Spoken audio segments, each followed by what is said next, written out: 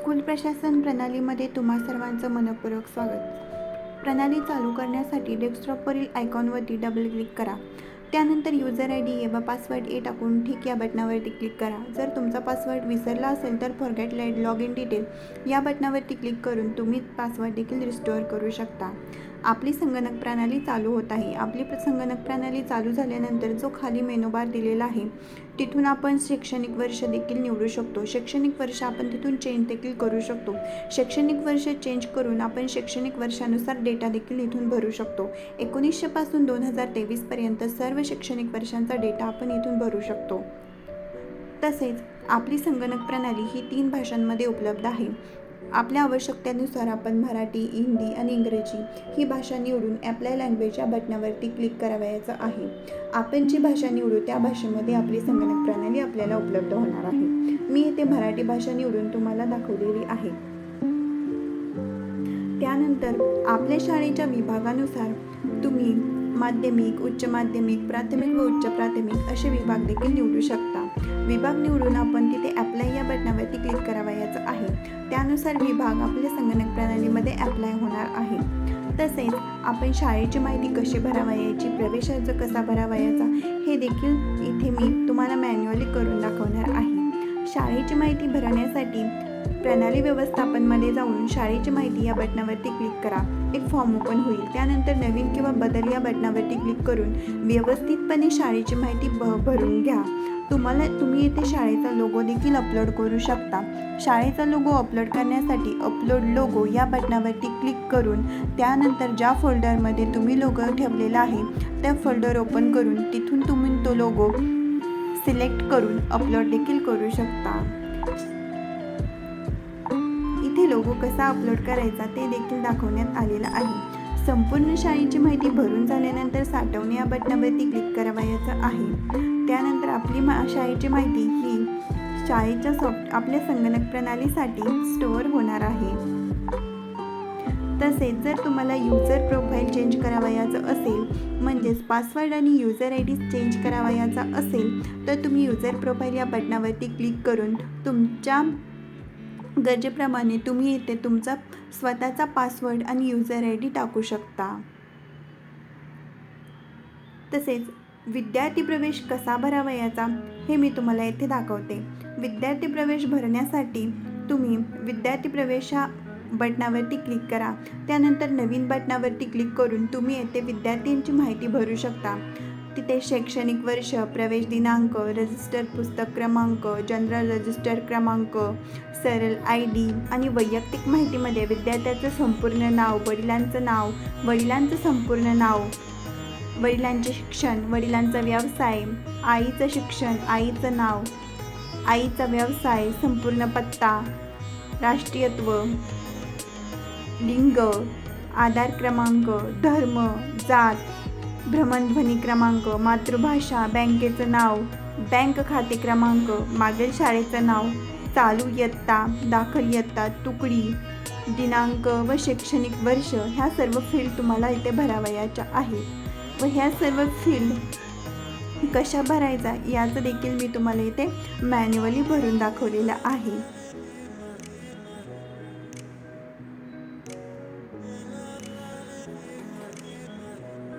जर तुम्हाला apply at field असं करावयाचं असेल, सपोज तुम्हाला शैक्षणिक वर्ष हे अप्लाय ॲट फील्ड करावयाचं आहे तर अप्लाय ॲट फील्डवरती क्लिक करून तिथून तुम्ही ॲडमिशन इयर या बटनावरती क्लिक करायचं आहे. त्यामुळे जेणेकरून तुम्हाला दुसरा फॉर्म भरताना परत शैक्षणिक वर्ष भरावयाची गरज लागणार नाही. ते आपोआपच दुसऱ्या फॉर्मवरती फेच होईल. अशा प्रकारे संपूर्ण पत्ता तुम्ही भरू शकता. आपल्या संगणक प्रणालीमध्ये एकदा प्रवेश अर्ज भरल्यानंतर वेगवेगळे रिपोर्ट्स तुम्ही काढू शकता. परत डेटा भरावयाची गरज भासणार नाही आणि तुमचा डेटा हा पूर्ण सिक्युअर देखील राहील. अशा प्रकारे तुम्ही पत्ता भरावयाचा आहे. संपूर्ण पत्ता व जन्म ठिकाण कसे भरावयाचं आहे ते देखील मी तुम्हाला इथे मॅन्युअली दाखवणार आहे. तसेच अशा प्रकारे जन्म ठिकाण भरण्यासाठी आय बटनावरती क्लिक करून सर्वप्रथम तुम्ही देश, नंतर राज्य, जिल्हा, तालुका, गाव अशा प्रकारे फील्ड भरून परत साठवणे या बटनावरती क्लिक करायचं आहे. ते कसं करायचे ते मी येथे मॅन्युअली तुम्हाला करून दाखवलेलं आहे. आता इथे जिल्हा जालना निवडला, परत तालुका परतूर आणि गाव इथं तुम्ही मॅन्युअली टाकून साठवणे या बटनावरती क्लिक केलं तर ड्रॉपडाऊन मेनूमध्ये हे जन्म ठिकाण तुम्ही ड्रॉपडाऊन मेनूमधून निवडू शकता. तसेच राष्ट्रीयत्व देखील ड्रॉपडाऊन मेनूमधून निवडू शकता. आणि ड्रॉपडाऊन मेनूमध्ये जर ती फील्ड अवेलेबल नसेल तर प्रत्येक फील्डच्या शेजारी तुम्हाला एक रेड आय बटन दिसत आहे. त्या आय बटनावरती क्लिक करून तुम्ही ती फील्ड नवीन बटनावर परत क्लिक करून ॲड करू शकता. परत ड्रॉपडाऊन मेनूमध्ये स्क्रोल बार स्क्रोल करून सर्वात शेवटी ती फील्ड अवेलेबल होईल. शाळेचं नाव ही फील्ड कशी ॲड करायची हे शाळेच्या नावामध्ये मी तुम्हाला मॅन्युअली करून दाखवलेलं आहे. तसेच बँकेचं नाव देखील तुम्ही त्याच पद्धतीने ॲड करू शकता.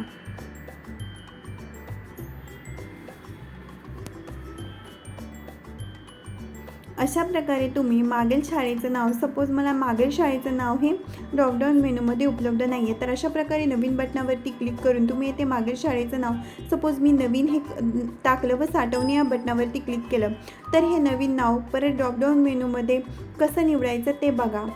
तिथे स्क्रोल बार सगळ्यात शेवटी घेऊन जायचे व ती फील्ड शेवटून आपल्याला तिथून इथे नवीन आलेलं आहे त्यावरती क्लिक करून आपल्याला अशा पद्धतीने फील्ड सिलेक्ट करावयाचे आहे. व सर्व फॉर्म व्यवस्थित भरून झाल्यानंतर तुम्हाला साठवणे या बटनावरती क्लिक करायचं आहे.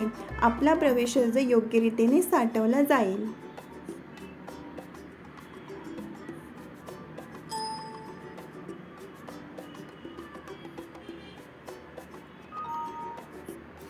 आता विद्यार्थी शोधायचा कसा हे मी तुम्हाला मॅन्युअली करून दाखवते. शोधणे या बटनावरती क्लिक करून तुम्ही जनरल रजिस्टर क्रमांक, शैक्षणिक वर्ष व इयत्ता व तुकडी यानुसार तुम्ही विद्यार्थी शोधू शकता. मी येथे विद्यार्थी कसा शोधायचा हे मॅन्युअली तुम्हाला, जनरल रजिस्टर क्रमांक 1 2 3 आहे तर तुम्ही तिथे 1 2 3 टाकून नंतर एंटर करू शकता. शैक्षणिक वर्षाप्रमाणे कसं निवडायचं हे देखील इथे करून दाखवलेलं आहे. त्यानंतर जर तुम्हाला प्रवेश अर्जामध्ये बदल करावयाचा असेल तर विद्यार्थी शोधून ओके या बटनावरती क्लिक करायचं आहे व परत बदल या बटनावरती क्लिक करून जी फील्ड तुम्हाला बदलायची आहे ती बदलून परत साठवणे या बटनावरती क्लिक करायचं आहे. तुमचा प्रवेश अर्जामध्ये योग्यरीतीने बदल होईल व तो बदल साठवला देखील जाईल.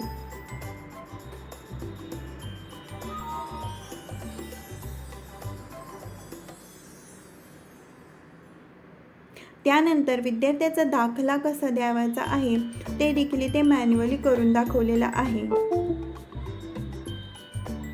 वर्तणूक आणि अभ्यासातील प्रगती तुम्ही ॲटोफिल देखील करू शकता. अशा प्रकारे शाळा सोडल्याची दिनांक सिलेक्ट करून शेरा तुम्ही मॅन्युअली इथे टाकू शकता. सर्व फील्ड योग्यरीतीने भरून झाल्यानंतर खाली तुम्हाला निळ्या रंगामध्ये रिपोर्ट बटन दिसत आहे. त्या बटनावरती क्लिक करून तुम्ही LC रिपोर्ट तिथे डिस्प्ले होईल.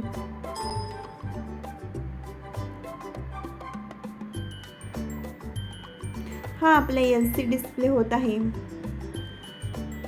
अशा प्रकारे आपण विद्यार्थ्याचा LC देऊ शकतो. तसेच तुम्हाला या LCची जर प्रिंट द्यावयाची असेल तर इथे उजव्या साईडला मेन रिपोर्टच्या वरती 3 आयकॉन दिसत आहे. त्यातील पहिला आयकॉन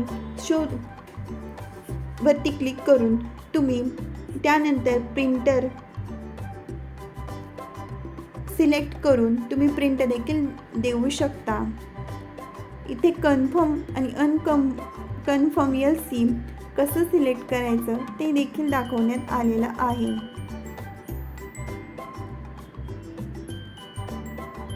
इथे जर तुम्हाला एखादा LC डिलीट करावयाचा असेल तर तो देखील तुम्ही इथून करू शकता. सिलेक्ट अनकन्फर्म LC या बटनावरती क्लिक केल्यानंतर अनकन्फर्म LC तुम्हाला इथे डिस्प्ले होतील.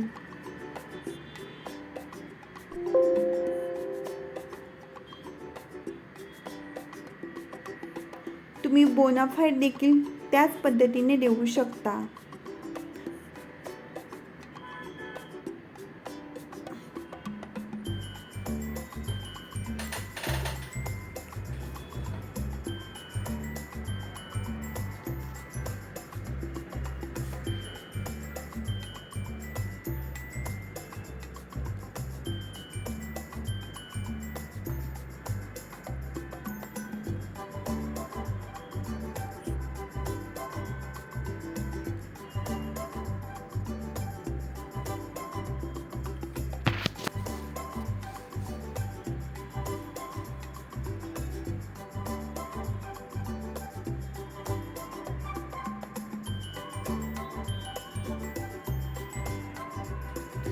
एखाद्या विद्यार्थ्याला पटावरून कमी करायचं असेल ते कशा पद्धतीने करू शकतो हे देखील इथे मॅन्युअली दाखवण्यात आलेलं आहे.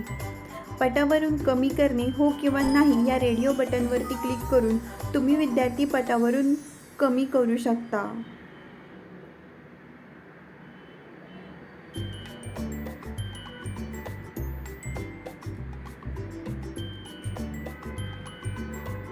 इथून विद्यार्थ्याचे हजेरी पत्रकावरून विद्यार्थी कसा खोडायचा हे देखील मॅन्युअली दाखवण्यात आलेलं आहे. विद्यार्थ्याचे हजेरी पत्रक या बटनावरती क्लिक करून परत हजेरी पत्रकावरून विद्यार्थी कमी करणे या बटनावरती क्लिक करून तो विद्यार्थी निवडून परत ओके या बटनावरती क्लिक करून तो विद्यार्थी आपण हजेरी पत्रकावरून कमी देखील करू शकतो.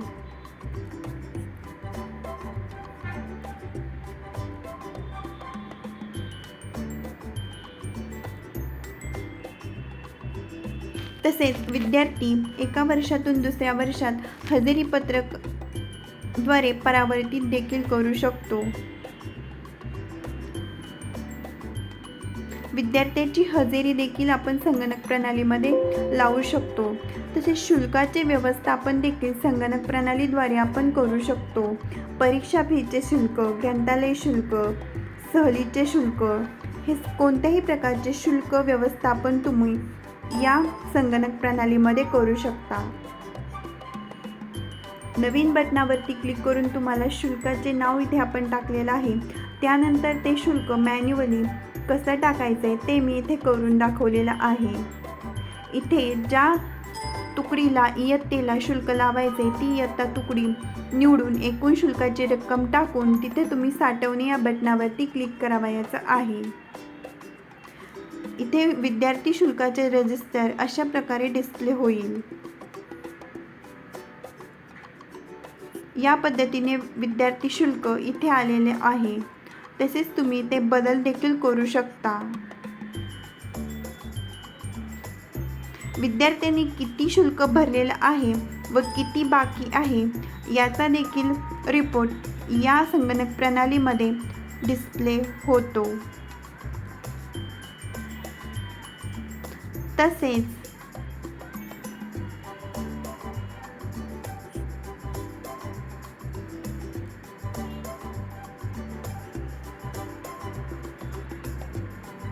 अशा प्रकारे तुम्ही रिसिप्ट देखील देऊ शकता. प्रिंट रिसिप्ट या बटनावरती क्लिक करून तुम्ही रिसिप्टची अशा प्रकारे रिसिप्ट प्रिंट देखील होईल. 2 रिसिप्ट प्रिंट करायच्या असतील तर डुप्लिकेट प्रिंट रिसिप्ट या बटनावरती क्लिक करावयाचं आहे. ते कसं करायचं ते देखील मी इथे दाखवलेलं आहे.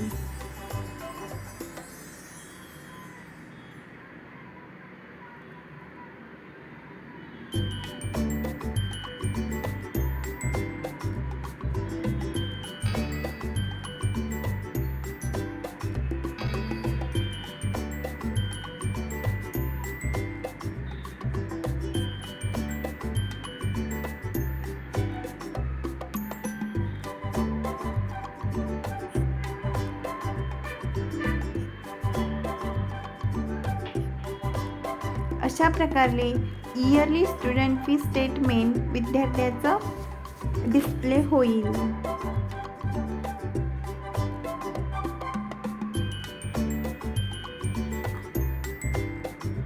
रिपोर्ट्समध्ये जाऊन तुम्ही शुल्क पावती आणि शुल्क रजिस्टर देखील डिस्प्ले करू शकता.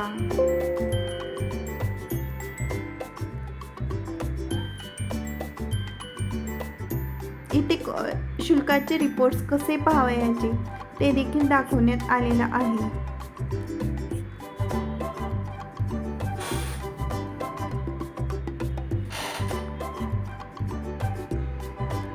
तसेच शिक्षक माहितीमध्ये तुम्ही शिक्षकांची माहिती देखील भरू शकता. इथे शिक्षक माहिती या बटनावरती क्लिक करून परत नवीन या बटनावरती क्लिक करून शिक्षकांची वैयक्तिक माहिती व भत्ते माहिती भरून तुम्ही साठवणे या बटनावरती क्लिक करू शकता. याने शिक्षकांची माहिती देखील आपल्या संगणक प्रणालीमध्ये साठवली जाईल.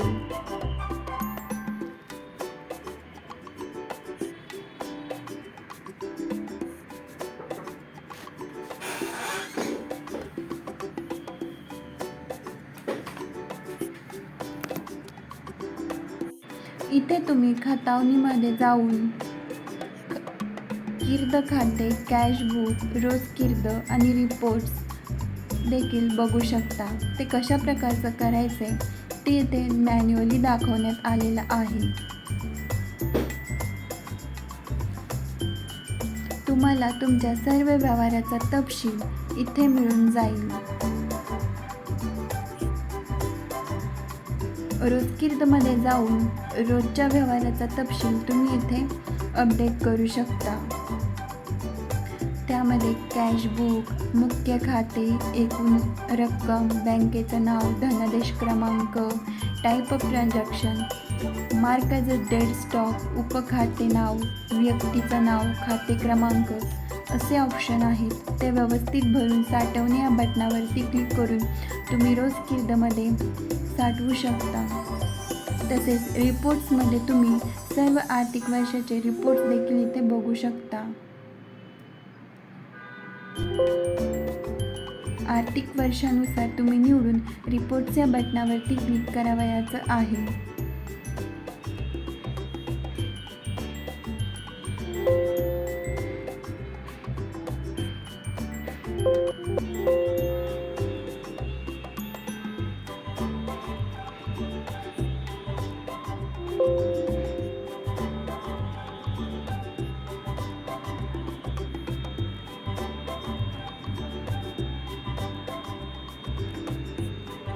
तसेच तुम्ही येथे सर्व दस्तऐवज मॅनेज देखील करू शकता.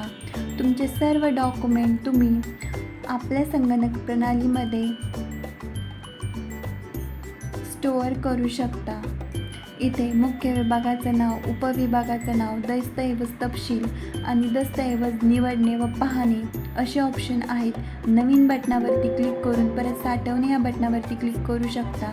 तुम्ही डेटाबेसचा बॅकअप देखील घेऊ शकता, जेणेकरून तुमचं जर सॉफ्टवेअर किंवा आपली कम्प्युटर क्रॅश झाला तरी आपल्या सॉफ्टवेअरचा बॅकअप आपण सी ड्राईव्हमध्ये घेऊन देऊ शकतो. तसेच पेन ड्राईव्हमध्ये देखील घेऊन देऊ शकतो. तसेच आपण गुगल ड्राईव्हला देखील आपला डेटाबेस बॅकअप लिंक करू शकतो, जेणेकरून आपला डेटा सिक्युअर राहील. कोणत्याही परिस्थितीमध्ये तो क्रॅश होणार नाही. तसेच आपण एका सॉफ्टवेअरमधून दुसऱ्या सॉफ्टवेअरमध्ये आपला डेटा इम्पोर्ट देखील करू शकतो. सपोज तुम्ही अगोदर वेगळे सॉफ्टवेअर वापरत असाल व तुम्हाला हे सॉफ्टवेअर वापरायचे असेल, परंतु डेटा तुम्ही त्या सॉफ्टवेअरमध्ये सर्व शाळेचा डेटा भरला असेल तर तो तुम्ही या आपल्या सॉफ्टवेअरमध्ये इम्पोर्ट देखील करू शकता. तुम्हाला डेटाबेस अपडेट कसा करायचा, आपण बॅकअप कसा घ्यायचा आणि रिस्टोअर कसं करायचं यासाठी तुम्हाला आमच्या ऑफिसला संपर्क साधावयाचा आहे. तसेच application update, current install version आणि स्टेटस देखील तुम्ही इथून पाहू शकता, जेणेकरून तुम्हाला ॲप्लिकेशन अपडेट कधी करावयाचं आहे हे देखील समजून जाईल. इथे डेटा इम्पोर्ट एक्सपोर्टचं पण ऑप्शन आहे, ते कसं करायचं त्याचं देखील इथे दाखवण्यात आलेलं आहे.